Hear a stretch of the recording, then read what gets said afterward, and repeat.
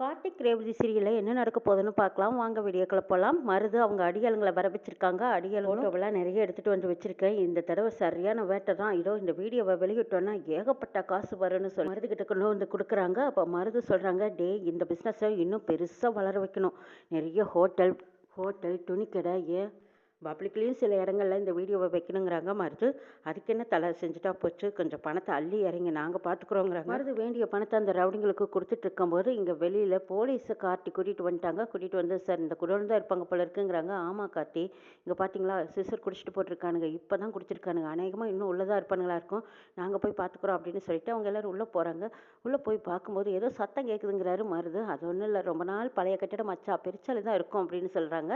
அப்போ அசால்ட்டாக அவங்க பணத்தை எண்ணிக்கிட்டு இருக்கும்போது கரெக்டாக போலீஸ் வந்துடுறாங்க. போலீஸை பார்த்ததும் அங்கேருந்து தலைதறிக்க ஓட ஆரம்பிச்சிட்டாங்க.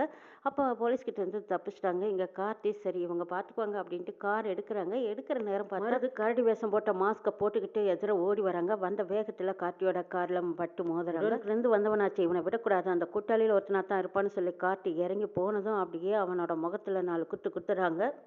அப்போவும் மருது அங்கேருந்து தப்பிச்சு போயிடுறாங்க. இங்கே கார்த்தின்னுக்கிட்டு போலீஸ் எல்லாம் ஓடி வந்து பார்க்குறாங்க. என்ன சார் பிடிச்சிங்களாங்கிறாங்க. எல்லாம் தப்பிச்சிட்டாங்கிறாங்க. ஓடுற வேகத்தில் அந்த வீடியோ டெலிகாஸ்ட் வந்து கீழே போட்டு போயிட்டான் மருது. அது கைக்கு கிடச்சிருது. சார் இதை தான் அவனுங்க விலைக்கு விற்றுருப்பானுங்களா இருக்கும். ஏதோ நல்ல வேலை இது நம்ம கைக்கு கிடச்சிருச்சு. பல பெண்களோட மான மரியாதை இதில் தான் இருக்குது. இது போலீஸ் பாதுகாப்புலேயே வைங்க, அவன் சிக்கு நினைக்க அப்போ வச்சுக்கலாம் அப்படின்னு சொல்லிட்டு கார்த்தி வீட்டுக்கு போகிறாங்க. வீட்டுக்கு போன மருதுக்கு முகத்தில் நல்லா அடிபட்டுருக்கிறத பார்த்த சூரியகலா என்னென்ன இது என்ன முகத்துலேன்னு கேட்கும்போது அது ஒன்றும் இல்லை, அவளை இடிச்சுக்கிட்டேன்னு சொல்கிறாங்க. சாமுண்டேஸ்வரி வந்து பார்க்குறாங்க. எங்கேயோ குத்து வாங்கின மாதிரி இருக்கே, என்ன மாப்பிள்ள கல்யாண மாப்பிள்ள நீங்கள் நல்ல நாள் அதுவுமா நல்லா இருக்கக்கூடாதா, பார்லருக்கெல்லாம் போய் முகத்தை எவ்வளோ அழகுப்படுத்திட்டு வராங்க, நீங்கள் என்னடானா இப்படி அடி வாங்கிட்டு வந்த மாதிரி இருக்குது அப்படின்னு சொல்லி பேசுகிறாங்க. அதுக்கு மருது இல்லை இது கதவுல தாங்க தடிச்சுக்கிட்டேன் அப்படின்னு சொல்லி சமாளிச்சுக்கிறாங்க. ஆனாலும் மருது சரியான வெறியோட, டே உன் பொண்டாட்டியை நான் கல்யாணம் பண்ணிக்கிறேன்னு இன்னும் கோவத்தோடு இருக்கையில, இன்னும் இதை விட உன்னை கோவப்படுத்த போகிறேன் பாரு, உன் பொண்டாட்டியை நான் இதோடு விட போகிறதில்ல, உன் பொண்டாட்டியை விதவிதமாக வீடியோ எடுத்து உலகமெல்லாம் பரப்ப போகிறேன், அப்போ நீ நினச்சி துடிச்சு பதற போகிற பாரு, கதரை ஓட விட போகிறேன் பாருன்னு சொல்லிக்கிட்டு மருது அடுத்தது சாமுண்டேஸ்வரி வீட்டில் அதுவும் ரேவதியோட ரூம் கேமராவை செட் பண்ணறதுக்கான ஏற்பாடுகள் நடத்துகிறாங்க.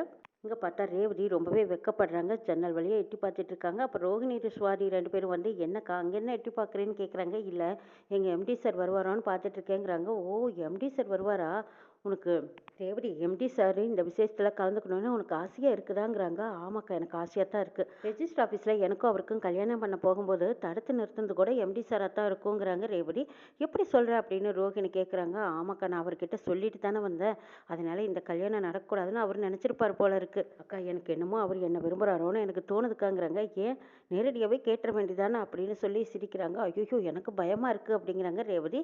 இது பயமா அப்படின்னு நினச்சிட்டு ரோஹிணி நினைக்கிறாங்க, என்னதான் உனக்கு மறதியாக இருந்தாலும் அப்பவும் அவர் மேலே இருக்கிற காதல் உனக்கு தீரவே இல்லடி, என்னதான் இருந்தாலும் அவர் தானே உன் புருஷன், அம்மா தான் எல்லாம் மறக்கடிச்சிட்டு மருதுக்கு உனக்கு கல்யாணம் பண்ணி வைக்கணும்னு நினைக்கிறாங்க. ஆனால் உன் மனசில் இன்னமும் கார்த்தி மேலே இருக்கிற காதல் தீராத காதலாக தான் இருக்குது.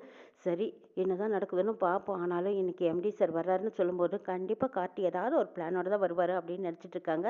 இங்கே ரேவதியை கிண்டலும் கேலியுமா பண்ணி பேசிகிட்டு இருக்கும்போது கலகலன்னு எல்லாரும் சத்தம் போட்டு சிரிச்சிட்டு இருக்காங்க. இதை வெளியில் கேட்டுட்டு இருக்கிற சாமுண்டேஸ்வரி, என்னது அக்கா தங்கச்சிங்கெல்லாம் அரட்டை அடிச்சுக்கிட்டு கிண்டலும் கேலியுமா சிரிச்சிட்டு இருக்கீங்க, ஐயர் வரதுக்குள்ளையா நவதானியம் பால் எல்லாம் ரெடியாக எடுத்து வைங்கிறாங்க. சரிங்கம்மா எடுத்து வைக்கிறோன்ட்டு போகிறாங்க ரோஹிணி.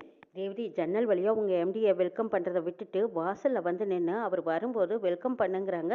இது கேட்டு ரேவதி அட போங்கக்கான்னு சிரிக்கிறாங்க. அடே வெக்கத்தை பாரு அப்படின்னு ரோஹிணி சுவாதியும் சிரிச்சிட்டு போகிறாங்க. மருதை பார்க்குறாங்க. என்ன மாப்பிள்ள இது பாக்ஸிங்கில் போய் அடி வாங்கிட்டு வந்த மாதிரி இப்படி நிற்கிறீங்களே, கஷ்டமாக இருக்குதுங்கிறாங்க சாமுண்டேஸ்வரி.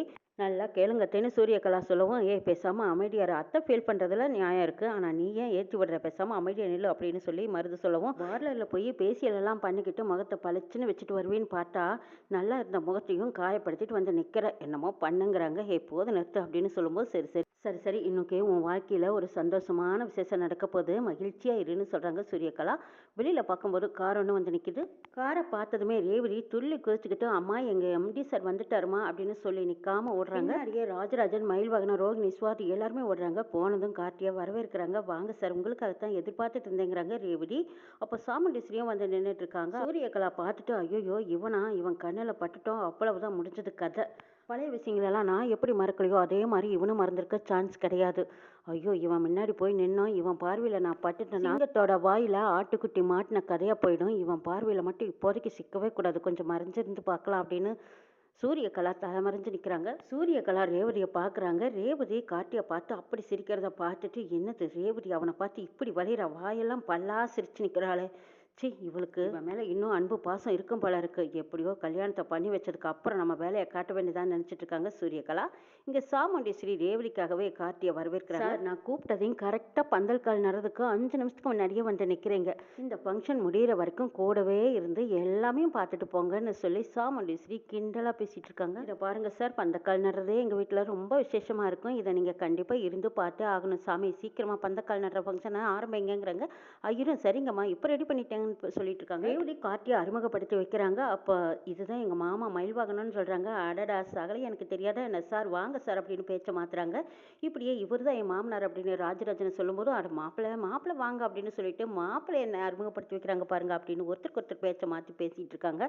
அப்போ கார்த்தியும் சிரிச்சிட்டு இருக்காங்க. இதையெல்லாம் பார்த்துட்டு இருந்த சாமுண்டீஸ்வரி வயிறு எரிஞ்சு வெந்து போய் நிற்கிறாங்க. ஒருத்தருக்கு ஒருத்தர் எப்படி நடிக்கிறாங்க பாருங்க. அவனும் சலிச்சவன் இல்லை, அவனும் இவங்களுக்கு ஏற்ற மாதிரி நடிச்சுட்டு நிற்கிறானேங்கிறாங்க. மருது சாமுண்டீஸ்வரியை கூப்பிட்டு பூஜை ஆரம்பிக்கலாங்கிறாங்க. சரிங்க மாப்பிள்ள ஆரம்பிக்கலாங்கிறாங்க. அப்போ மயில்வாகனம் ராஜராஜன் பார்த்தீங்களா, நம்ம முன்னாடி என்னமா நடிக்கிறாங்க, இவட்டா கூட அவன் விட மாட்டான் போல இருக்கே, என்னமா தான் அவசரப்படுறான் பாருங்கன்னு சொல்கிறாங்க. ராஜராஜன் எங்கேயோ போய் முகத்தில் மார்க் போட்டு வந்திருக்கான் பாருங்க, எங்கேயும் நல்லா அடிபட்டு வந்திருக்காங்கிறாங்க. ஆமாம்மா, அடித்த கைக்கு மொத்தமாக கொடுக்கணுங்கிறாங்க மயில்வாகனம். பூஜைக்கு எல்லாரும் வாங்கன்னு கூப்பிடும்போது எல்லாரும் பந்தல்கால் நடுற இடத்துக்கு ஐயர் முன்னாடி போய் நிற்கிறாங்க. வீட்டு பொம்பளைங்க ஒவ்வொருத்தராக வந்து மஞ்சளும் குங்குமம் பந்தக்காலுக்கு வைங்கன்னு ஐயர் சொல்லவும் ஒவ்வொருத்தராக வந்து மஞ்சளும் குங்குமத்தையும் வச்சுட்டு இருக்காங்க. கார்த்தியும் வந்து நிற்கிறாங்க. இங்கே சூரியகலா வெளியே வர முடியாமல் தவிச்சிட்டு நிற்கிறாங்க. பந்தக்காலுக்கு எல்லாரும் பொட்டு வச்சதும் பந்தக்காலை நேர் நடுங்கன்னு சொல்கிறாங்க. எல்லாரும் ஆளுக்கு ஒரு கை பிடிச்சி பந்தக்காலை நேர் நடுங்குமா அப்படின்னு ஐயர் சொன்னதுக்கப்புறம் அங்கேருந்து எல்லாருமே ஆளுக்கு ஒரு கையாக பிடிச்சி பந்தக்காலை நேரில் நட்டு வைக்கிறாங்க. ஐயர் பூஜை பண்ணி தீபாராதனை காட்டிட்டு இருக்கும்போது அப்போ சூரியகலா ஜன்னல் வழியாக நின்று பார்த்துட்டே இருக்காங்க. மருதுக்கும் ரேவதிக்கும் கல்யாணம் முடிவாகி இன்னைக்கு ஒரு வழியாக பந்தக்கால் நட்டு முடிச்சாச்சு. இவன் வந்து நம்ம சந்தோஷத்தை கெடுத்துட்டான். இவன் இல்லாமல் இருந்திருந்தா நம்மளும் உள்ளே போயிருந்துருக்கலாம். நல்ல வேலை அத்தை இருந்த டென்ஷனில் என்ன மறந்துட்டாங்க. இல்லைன்னா அவன் முன்னாடி என்னையும் கூப்பிட்டு விட்டுருப்பாங்க. அவன் கண்ணில் சிக்கியிருந்தோம், அவ்வளவுதான் முடிஞ்சது கதை. ஏகப்பட்ட கதை எடுத்து விட்டுருவான். இவன் போக வரைக்கும் இவன் கண்ணில் படவே கூடாதுன்னு சூரியகலா மறைஞ்சிருந்து பந்தக்கால் நடுற விசேஷத்தை பார்த்துட்டு இருக்காங்க. ஐயர் வேலை முடிஞ்சதும் அவங்க அங்கேருந்து கிளம்பிடுறாங்க. இதெல்லாம் பார்த்துட்டு இருந்த ராஜராஜன் மயில்வான்கிட்ட சொல்கிறாங்க, பார்த்தீங்களா மாப்பிள்ள, இந்த கன்றாவியெல்லாம் பார்க்க வேண்டியதாக இருக்குது, என்ன செஞ்சு தொலைக்க. இவ கொஞ்சம் கூட அடங்கவே மாட்டேங்கிறா. இவன் நினச்சது தான் நடக்கணும்னு நினைக்கிறா. பிடிச்ச முயலுக்கு 3 காலுன்னு இப்படி நிற்கும்போது நம்ம என்ன பண்ண முடியுங்கிறாங்க. பரவாயில்ல விடுங்க மாமா, பார்த்துக்கலாங்கிறாங்க கார்த்தி. ஏதோ பெரிய சாதனை பண்ணிட்ட மாதிரி சாமுண்டீஸ்வரி கார்த்தியை குறுக்காட்டி பேசுகிறாங்க. பாட்டியா பந்தக்கால நட்டாச்சு, அடுத்தது நிச்சயதார்த்தமாக நடக்க போகுது, சாயங்காலம் பௌர்ணமி பூஜையும் நடக்க போகுது. நீ அது வரைக்கும் இருந்து எல்லாமே பார்த்துட்டு அதுக்கப்புறம் கிளம்பு சரியா அப்படின்னு சொல்லிட்டு போகிறாங்க சாமுண்டீஸ்வரி. கார்த்தி எந்த அளவுக்கு திமிர போகிறாங்க பாருன்னு நின்றுட்டு இருக்காங்க. அப்போ ஒரு பலத்த காற்று அடிக்குது. அந்த காற்றுக்கு பந்தக்கால் அப்படியே சாஞ்சு சரிஞ்சு விழ போகிற நேரத்தில் வீட்டுக்குள்ளே எல்லாரும் பேசிட்டு இருக்காங்க. அப்போ பந்தக்கால் சரியறதை பார்க்குறாங்க. திரும்பி பார்த்ததும் அம்மான்னு சத்தம் போட்டுட்டு ஓடி வரும்போது ரேவதி தான் முன்னாடி ஓடி வந்ததும் அந்த பந்தக்கால் எங்கே எம்டி சார் மேலே விழுந்துருமோன்னு தாங்கி பிடிக்க வந்துட்டாங்க. கார்த்தியும் திரும்பி பார்த்ததும் பந்தக்கால் சரியை விடக்கூடாதுன்னு சொல்லி தாங்கி பிடிச்சு நிறுத்துறாங்க. கார்த்தி ரேவதி ஒருத்தருக்கு ஒருத்தர் பார்த்து அந்த பந்தக்காலை சரிய விடாமல் தாங்கி பிடிச்சிக்கிறத அங்கேருந்து எல்லாரும் பார்த்துட்டு, அடடா என்னதான் இருந்தாலும் நம்ம மாப்பிள்ளைக்கும் ரேவதிக்கும் தான் ஜோடி பொருத்தம் அருமையாக இருக்குது அப்படின்னு ராஜராஜன் சாமுண்டீஸ்வரி முன்னாடியே சொல்கிறாங்க. இங்கே பார்த்தா மருதும் சூரியகலாவும் என்னதான் திமிரு பார்த்தீங்களா, நம்ம முன்னாடியே இந்த கார்த்தி பையனும் ரேவதியும் ஒருத்தருக்கு ஒருத்தர் அந்த பந்தக்காலை பிடிச்சிக்கிட்டு நிற்கிறாங்க. சே அப்படின்னு சொல்கிறாங்க. இருக்கட்டும் இருக்கட்டும், கல்யாணத்துக்கு அப்புறம் அவளை பார்த்துக்கிறேன் இரு அப்படின்னு சொல்லிட்டு இருக்காரு மருது. ரேவதியும் கார்த்தியும் பக்கம் பக்கமாக நின்று அந்த பந்தக்காலை தாங்கி பிடிச்சிக்கிறத பார்த்த சாமுண்டீஸ்வரிக்கு அப்படியே கோபம் வருது. ரேவதி இங்கே வாங்க அப்படின்னு சொல்லி கூப்பிடும்போது, அம்மா என்னம்மா இங்கே பார்த்தீங்களா பந்தக்கால் சாஞ்சிருச்சு, நல்ல வேலை நான் வந்து தாங்கி பிடிச்ச, இல்லைன்னா எம்டி சார் தலையில் விழுந்திருக்குங்கிறாங்க. ரொம்ப தான் அக்கறை அப்படின்னு சொல்லி சாமுண்டீஸ்வரி ரேவதியை திட்டிக்கிட்டே வந்து, இதை பாரு ரேவதி, நீ கல்யாணம் பொண்ணு, நல்ல வேலை காயமாயிட்டா என்ன செய்யுது, இப்படிப்பா அப்படின்னு சொல்லி தள்ளி நிற்க சொல்கிறாங்க. அப்போ கார்த்தி தான் அந்த பந்தக்காலை தாங்கி பிடிச்சிருக்கும் போது, மாப்பிள்ளை அதெல்லாம் அவங்க பார்த்துக்குவாங்க, இந்த பக்கம் வாங்கன்னு ராஜராஜன் கூப்பிடுவோம். அப்போ சாமுண்டீஸ்வரி சூரியகலாவை கூப்பிடுறாங்க. சூரியகலா வரதா வேண்டாமான்னு தவிச்சிட்டு இருக்காங்க. அப்போ தான் கார்த்தி வராங்களான்னு பார்த்துட்டு இருக்கும்போது அங்கே மருது தான் வந்து நிற்கிறாரு. அப்போ தான் சாமுண்டீஸ்வரி சூரியகலாவை கேட்குறாங்க. மருது சூரியகலாவை பற்றி சொல்லி சொல்லி அப்படி இப்படி சமாளிச்சுட்டு இருக்காங்க. என்னாச்சு, அப்போவே பந்தக்காலுக்கு பூஜை போடும்போது சூரியகலா பார்க்கவே இல்லை, இப்போ என்ன பண்ணிட்டு இருக்கா உள்ள அப்படின்னு சொல்லி சாமுண்டீஸ்வரி அதட்டிருந்தோம். சூரியகலா இங்கே வாங்க அப்படின்னு சொல்கிறாரு மருது. அப்போ சூரியகலா தயங்கி வந்து நிற்கும்போது கார்த்தி பார்த்துட்றாங்க. சூரியகலா பயந்த மாதிரி நடந்து வந்துட்டு இருக்கிறாங்க. அப்போ பார்த்த கார்த்தி, என்ன பழசெல்லாம் மறக்கலையோ, பட்டுன்னு தெரிந்தல இல்லை அப்படின்னு சொல்லி கார்த்தி கேட்கும்போது, அப்போ சூரியகலா நீங்கள் யாருன்னு எனக்கு தெரியாதுங்கிறாங்க. ஓ அப்படியா, நான் யாருன்னு உங்களுக்கு தெரியாதா, ஆனால் நீங்கள் யாருன்னு எனக்கு தெரியும் அப்படின்னு சொல்லிட்டு கார்த்தி உடனே ஃபோன் அடிக்கிறாங்க. அங்கேருந்து போலீஸ் வந்து இறங்குறாங்க. வந்ததும் நீங்கள் தேடிக்கிட்டு இருக்கிற மாயா இவங்க தான் அப்படின்னு சொல்லி கை காட்டுறாங்க. சூரியகலான்னு பேரை மாற்றி வச்சா உன்னை எனக்கு தெரியாதுன்னு நினச்சியா, மாயாங்கிற பேரில் இருக்கிற சூரியகலாவை அரெஸ்ட் பண்ணிக்கிட்டு போகிறாங்க. இதை பார்த்ததும் சாமுண்டீஸ்வரி அப்படியே திகச்சு போய் நிற்கிறாங்க. வீட்டில் எல்லாருமே என்ன சூரியகலாவை எதுக்கு இப்படி அரெஸ்ட் பண்ணிட்டு போகிறாங்கன்னு கேட்குறாங்க. அப்போ மருதுக்கு எதுவுமே தெரியலன்னு நிற்கிறாங்க. இங்கே பார்த்தா கார்த்தி அப்படியே அசால்ட்டாக சிரிச்சுட்டு நிற்கிறாங்க. இதை பார்த்த சாமுண்டீஸ்வரி, ஏண்டா என் குடும்பத்தில் வந்து கலவரம் பண்ணோன்னே வந்தியான்னு கேட்குறாங்க. கலவரமும் கடத்தலும் பண்ணவங்களை தான் இப்போ போலீஸ் அரெஸ்ட் பண்ணிட்டு போகிறாங்க. இன்னும் கொஞ்சம் நேரத்தில் உங்கள் ஆசை மாப்பிள்ளை மருது அவரையும் அரெஸ்ட் பண்ணிட்டு போவாங்க. நீங்கள் கண்குளிர பாருங்கங்கிறாங்க கார்த்தி. என்னடா சொல்கிறேன், என் வீட்டு ஃபங்க்ஷனில் வந்து கலவரம் பண்ணோன்னே வந்தியா அப்படின்னு சொல்லி சாமுண்டீஸ்வரி அதட்டிட்டு இருக்கும்போது, போது நிறுத்துங்க சும்மா காமெடி பண்ணாதீங்க. என் பொண்டாட்டியை யாருக்காகவும் நான் எதுக்காகவும் விட்டு கொடுக்க மாட்டேன். நான் என் பொண்டாட்டியை கையோடு கூட்டிகிட்டு போகிறதுக்கு தான் வந்திருக்கேங்கிறாங்க கார்த்தி. அது மட்டும் நடக்காது அப்படின்னு சொல்லி சாமுண்டீஸ்வரி முட்டுக்கட்டை போட்டு நிற்கிறாங்க. அங்கே ரேவதி கார்த்தியை பார்த்ததும் சந்தோஷத்தில் அப்படியே ஹீரோ கணக்கில் கார்த்தி நிற்கிறத பார்த்த ரேவதி மனசெல்லாம் அப்படியே கார்த்தியாக வட்டமிட்டு சுற்றிட்டு இருக்கு. இன்னும் நல்லா நடக்க போதுங்கிறதையும் நாளை எபிசோட்ல பார்க்கலாம்.